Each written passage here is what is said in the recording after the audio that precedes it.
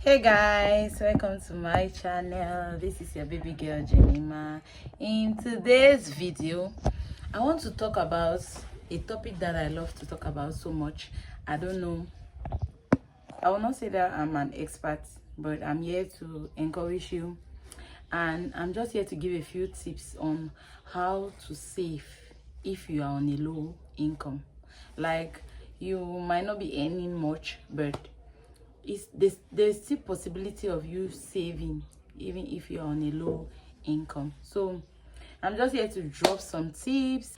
If it works for you, fine. If you can try it, you let me know in the comment section if you have ever tried it, how it works for you, what happens for you. But for me, I remember when I just left school, there were a lot of things running and I had to move to Douala for work.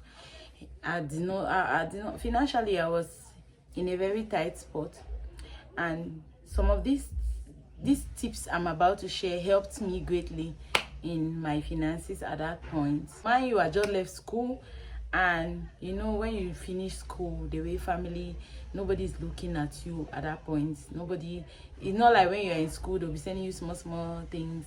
At that point, I'm done with school. Nobody is their focus now is on people who are now going to school. I was in a very tight place financially, and I still had to come to Douala to start hustling, looking for jobs, finding ways to make money. I had to look for creative ways to save money. Like the little I had that I've saved a while in school, I had to look for ways to even preserve it and then maybe save more. So the first thing I did to manage my low income, I went to look for a house in the suburbs, like in a village in Douala. Instead of living in town, I knew I cannot afford paying bills in town, so I had to look for a room in the village. But it was cheaper, like it was better. I remember my friends used to call that room storehouse. Like, Jamie, let's go to your storeroom. That's how small it was. That's how, and all of that was for me to save, but it was on my budget. Like, I was working on a budget, so I needed to minimize my expenditures as much as possible because my income was very low. I could not and I was still new in that town. I needed to make sure that I'm going to work on that budget, on what the income I have, and be able to still save up for a better place or a better house to stay in, a better, like, to rent a better place in future. It wasn't comfortable for me, but it helped me to save. It helped me to save on rent and utilities. It was not comfortable at all, but it helped me a lot to save on rent and utility. For that time that I was there, I think I was there for over almost 8 months. No, over a year. I was there for over a year, and for that year at least I had the opportunity to save up for rent and utilities for at least another year, which was really nice. The first tip is that check your budget on rent, utilities. What do you spend on food? What do you spend on, like, bills, water bills, what light bills? Track everything down. Your rent, your bills, your lights, everything. Put everything down. The next thing you have to do is to prioritize saving. One thing I always tell people is that pay yourself first. You see, that income that you're earning might be small, but make sure you pay yourself first. And that paying yourself first is what? It is you saving. Like, you can take that particular amount, you can say 1/10, and then with time, maybe 10%, then with time it grows. But you can start with 10% of your income or 15% of your income, and then you save it before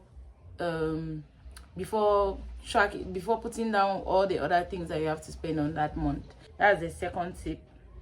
And then the next thing you have to do is to cut down unnecessary expenditures. Like, there are some things you are spending on that you don't have to spend. Sometimes too, before you buy something, think about it. Like, do I really need this thing? A lot of times I've gone to the market, I came back, and I looked at these things, and then I'm like, I don't really need them. So right now, when I go to the market, if it's not on my list.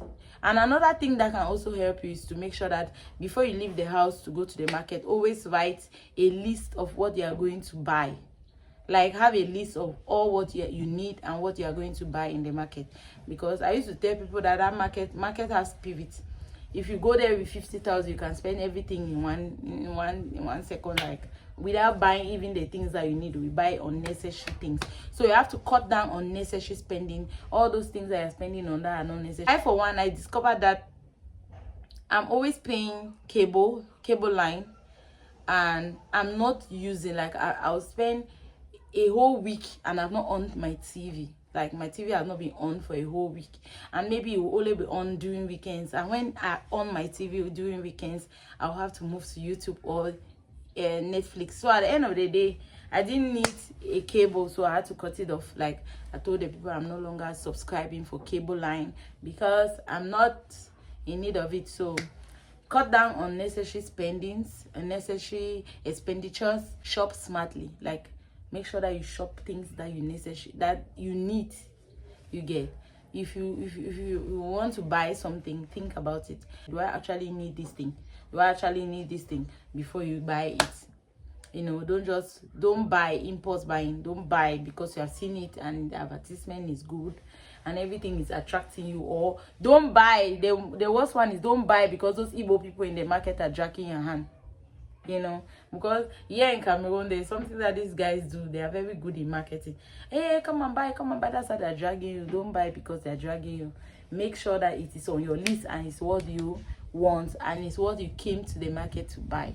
The next thing, cook most of your meals at home. I cannot emphasize this one, you know. Cook most of your meals at home. It saves you a lot. Like you'll be shocked at how much you have saved if you cook at home. You know how things are very expensive in the market right now. If you have to eat every day outside, just imagine eating twice a day. That would be like 5,000 in 10 days. That would be like 200,000 in a month. So imagine you have to cook. Like just take your money and cook in the house. You save a lot. Try it and then you come and testify that cooking at home has saved you more money than you expected or than you thought. It saves a lot. I cannot emphasize on that. Try to cook at home. Try to cook at home. You will be shocked. Learn how to turn off lights, turn off your electronics. You know, when you are not in that room, that light should be off. When you are in another parlor, the light should be off. You are going to save a lot because you are not going to be spending your light anyhow. That's one thing. In fact, in this economy, is it in this economy that you forget your light on? Turn it off. Like learn to unplug and switch off. And then if you are someone who needs entertainment every now and then, look for free events, free entertainment, free, like crusades. A lot of crusades that are free. You go there and have some time with the Lord. And you know, there are also free events that you can attend for free without at the same time you're having some leisure time without spending that much, and you are saving, you know. So don't forget that our topic today is how to save on a low income. Like you don't have, your income is very low. So these are some tips on how to save on a low income. This is where I'm going to stop. I think I've ranted a lot, and in the course of the ranting, I think you will learn something. Shop smartly. Make sure that you do what? Ask for discounts. Like I told a friend one time that when I go to spa, I bargain. They were surprised. No, I went to buy a fridge. Like I went to buy a fridge at one time. That fridge was 245. And I bargained and finally got it for 220, and they were surprised. Yes, ask for discounts. Like don't be afraid, even if it's a supermarket. Except I'm not saying that go and ask for discount for maybe a chocolate, for biscuits, or for, because some of you people, you take advice very serious. Don't go ask for discount for those things. I'm saying discounts maybe for these appliances, tables, chairs, fridge, all those things that cost a lot. You can ask for discount. It's possible, you know. Don't just go there and buy those things that are on the shelves. Please buy. Don't go and be asking for discount for pen, you know. Don't go and ask for discount that you heard that I said ask discount, no. Or bargain. Don't go and bargain for those things. Home goods, you can ask for discounts. When it comes to your kitchen things, buy in bulk. Like if you want to buy groundnut for this month, make sure that you just buy a pan. And that pan, you'll be shocked, it can take you for 3 months.